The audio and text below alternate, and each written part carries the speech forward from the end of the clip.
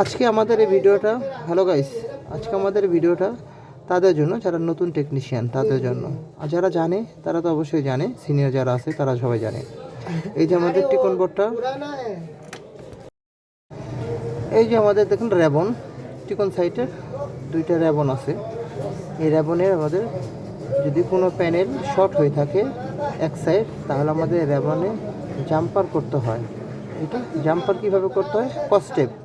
যেমন অনেক সময় অনেক টেকনিশিয়ান আছে তারা জানে না যে আসলে কোন সাইডে সিকেবি দেওয়া আছে এবং ভিজিএল লাইন দেওয়া আছে। এর কারণে আমরা এক সাইডে যদি না হয় তাহলে অবশ্যই আরেক সাইডে চেষ্টা করব। এভাবে চার প্রান্তে আছে, দেখুন চার প্রান্তে আমরা একবার করে লাগিয়ে দেখব জাম্পার এবং কস্টেপ জাম্পার। তো আশা করি এভাবে যদি আপনারা কাজ করেন তারা সাকসেসফুল হয়ে যাবেন, যেমন আমারটা হয়েছে দেখুন। তো ভালো থাকবেন, সুস্থ থাকবেন।